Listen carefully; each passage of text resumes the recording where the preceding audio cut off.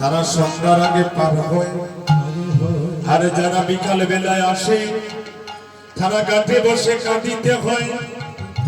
তাই আজকে রাধা রানীর স্বতন্ত্রী সঙ্গী শ্যামলা বিমলা আজকে অবলা মঙ্গলা, আজকে তাদের মনে বড় বাসনা আমরা সকাল বেলা যাব, সেখানে গিয়ে রাধা রানীর প্রাণ মধুর কথা শুনবো।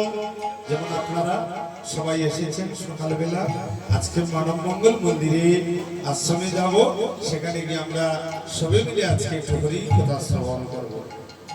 আপনারা সবাই এসেছেন হরি কথা শোনার জন্য, আপনারা আসেননি যে আমরা সুশীলপন্থীর গান শুনবো, না না ভুল করবেন, সুশীলপন্থীর গান শুনতে আসেননি, আসছেন আপনারা গৌর গোবিন্দের গুণকথা শ্রবণ করবেন।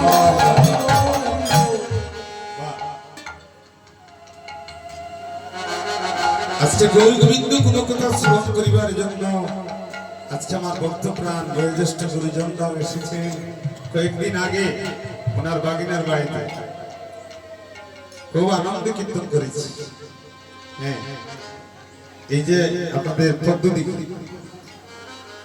কথা দিয়েছিলেন যে আমি যাব সেখানে, আমি খুব খুশি হয়েছি, আপনাকে দেখে খুব অত্যন্ত খুশি হয়েছি।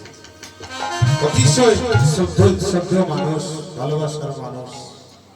হ্যাঁ, এখানে আবার আপনাদের ঝামেলা থেকে আমার বোনও এসেছে, আমার বাগমা এসেছে। হ্যাঁ, তাদের গড়েও কীর্তন করেছি। আমাকে গিয়ে আমার বাড়িতে বলছিলেন, দাদা আমি এসেছি ভাই, আমার কীর্তন করিয়ে দিবেন, আমি কিছু জানি না।